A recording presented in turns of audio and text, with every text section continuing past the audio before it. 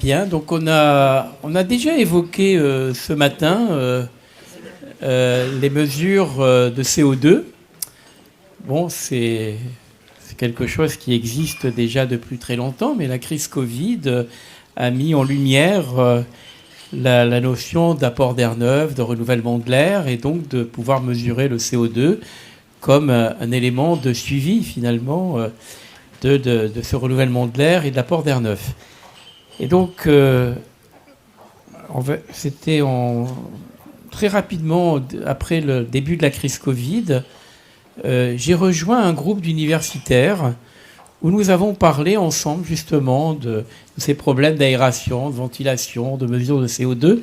Et les travaux du Haut Conseil allaient dans le sens travailler dans ce sens-là. Et donc ce groupe d'universitaires dont Florence fait partie, qui s'est appelé Projet CO2, nous avions une réunion à peu près une fois par semaine pour échanger sur ces sujets-là. Et donc je crois que c'est la deuxième fois que je rencontre Florence, parce qu'on a beaucoup travaillé en visio. On a dû dîner un soir ensemble il y a déjà quelques temps. Et donc voilà. Et donc je lui ai demandé de venir nous parler des mesures de CO2. Et donc elle-même, elle va vous expliquer, en tant qu'universitaire, elle a travaillé sur ce sujet-là. Et il y a un site d'ailleurs qui s'appelle projetco2.fr où vous trouverez beaucoup d'informations.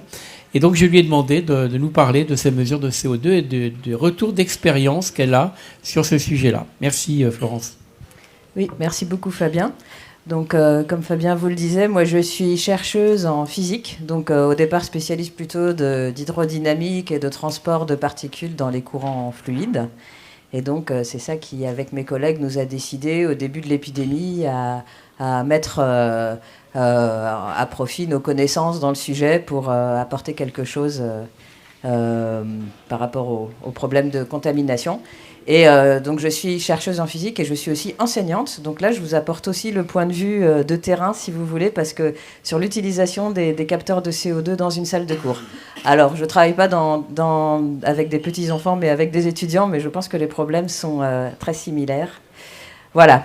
Donc j'ai commencé effectivement à m'intéresser à ce sujet-là en septembre 2020, donc à la rentrée, après le premier confinement, où on avait aussi des systèmes de jauge dans l'enseignement, etc. Et donc se poser la question de savoir si nos salles étaient suffisamment bien ventilées pour éviter les risques de contamination.